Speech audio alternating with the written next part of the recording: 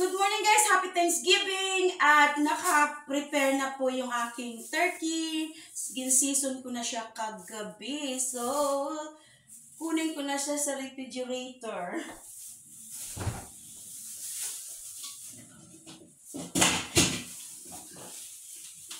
At, ayan.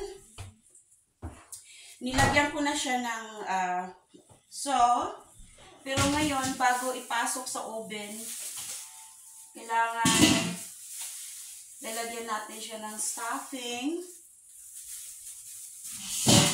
Meron na siyang, ang turkey ko is salt, pepper, butter, paprika. So, yun lang guys. At ginawa ko na to yung aking stuffing. So, kailangan natin ilagay siya sa loob para i-stuff, diba? Dahil magtatrabaho ako ngayon, guys, ang asawa ko, si Robert, ay magbabantay nitong turkey.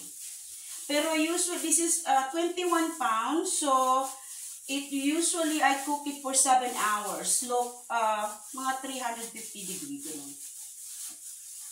Tapos, ayan. So, yun lang. Ilagay na natin siya. Ayan. So, tatakpan ko lang pala siya ng kailangan lagyan ko siya ng foil para hindi siya mag-dry. So, usually, binabaliktad ko siya. Pero, this time, hindi ko magagawa yung kasi nasa trabaho ako. So, lagyan natin ng foil.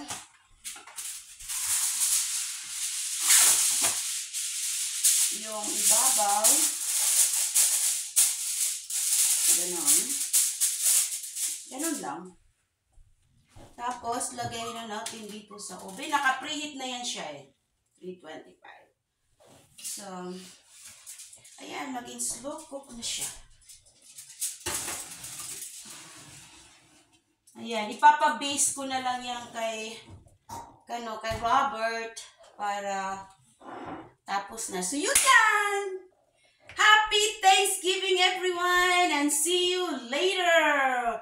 Pag naluto na siya.